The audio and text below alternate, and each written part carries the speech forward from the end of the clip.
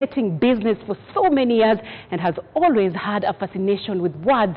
He used his technique to his advantage, and now his name is known throughout the world.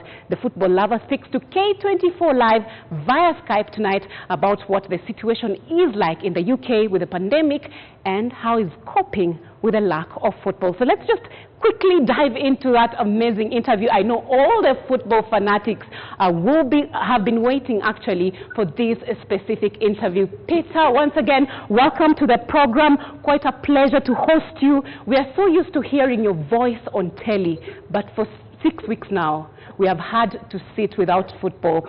What is your experience during this COVID-19, that is pandemic, and how strongly do you miss football, Peter? Well, Sean, it's a very perplexing time for all of us, isn't it? The world is in a strange place. Certainly the United Kingdom is in a very strange place. And in a sense, you have to say that the absence of football is the least of our problems. But as you say, we love our sport. I know you do in your country, and we certainly do here. And not having it is a big, big miss. It's a major passion of mine. It's what makes me tick. And although I'm enjoying, I suppose, gentler times, a less busy lifestyle right now, I will certainly be very keen for it to return as soon as possible. I can't wait to see somebody kick a football again.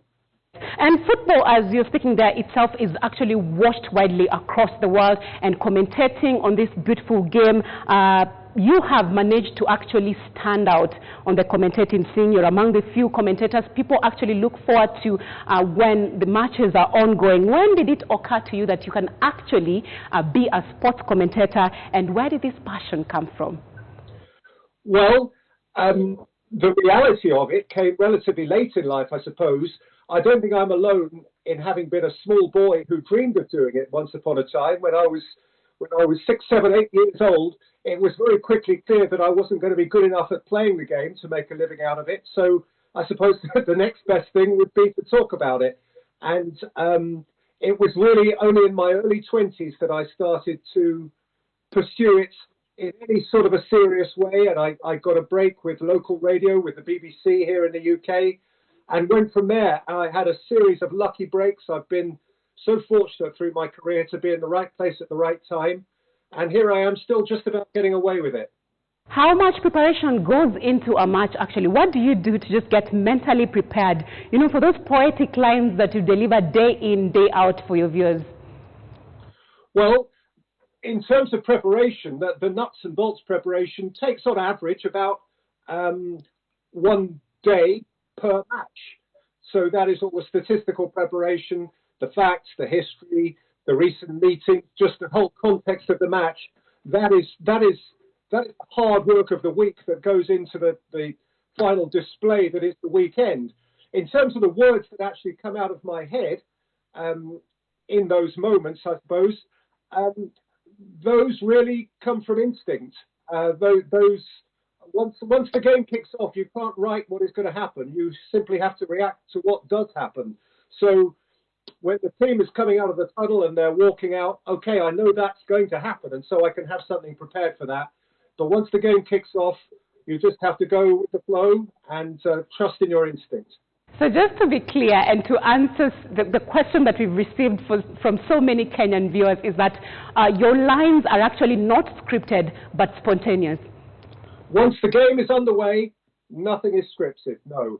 As I say, the pre-match, you know, up until kickoff, to me, if I align myself with, say, a player, preparing for that, having some words for that, is like a player practicing penalties or free kicks.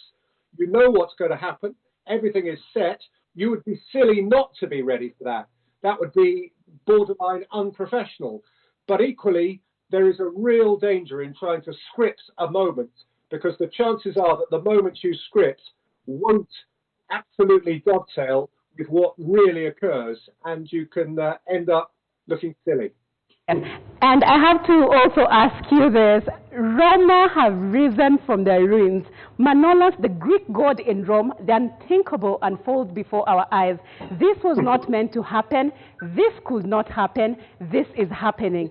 This was your commentary after Manolos scored that, third goal for AS Roma. And I know everyone went crazy on social media. It was literally wildfire after this word. And it was quite a moment that people have never forgotten. What was going on through your mind when you said these specific words?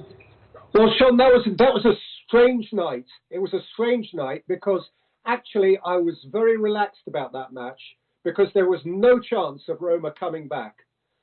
Actually, on the same evening, Liverpool were playing Manchester City. That was the much bigger game. But as it transpired, Liverpool against Manchester City sorted itself out quite quickly. And I think a lot of people who were watching that had heard that Roma had scored a couple of goals and things were getting exciting in that game. I had got into it in a very relaxed style because I thought it would have a relatively small audience. The outcome looked preordained. And it wasn't until Roma scored their penultimate goal that it suddenly occurred to me that, wow, if they happen to score again, we're into something a bit special here. And so mentally, it was at that stage that I changed gear.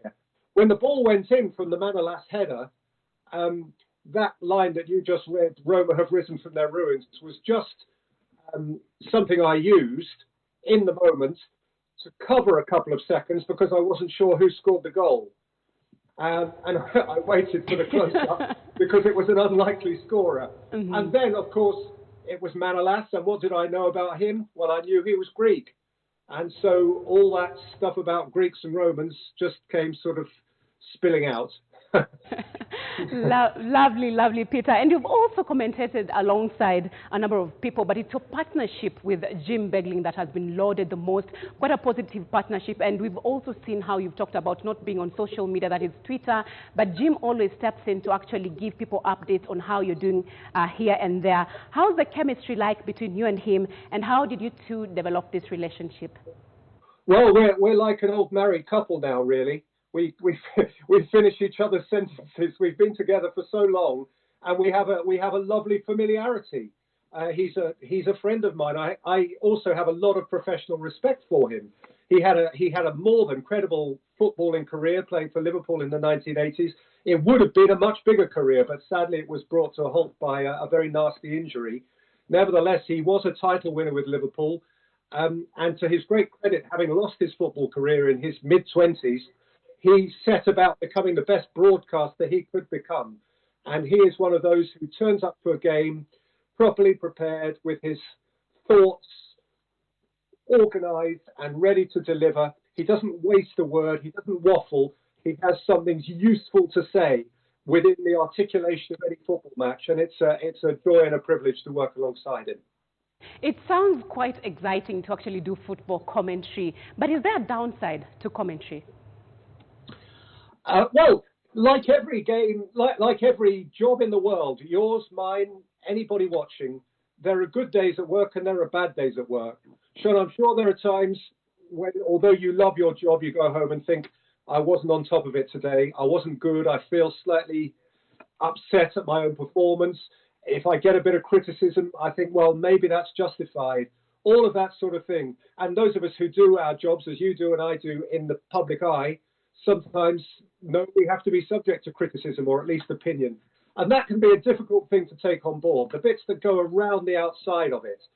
But those minor negatives don't come anywhere near to deleting the extraordinary positives, the privilege of watching sport for a living. And that is essentially what it is. I'm a very, very lucky boy.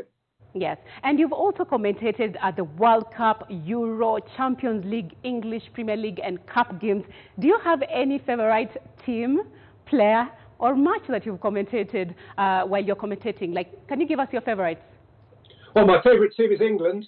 Am I allowed to say that? so my fantasy would be England winning the World Cup. But I have, as you say, been fortunate enough to see all of the great players over the last 20 years or so. Of course, there's an ever-raging debate about whether Messi is the greatest or Ronaldo is the greatest, and everybody's entitled to their opinions on that.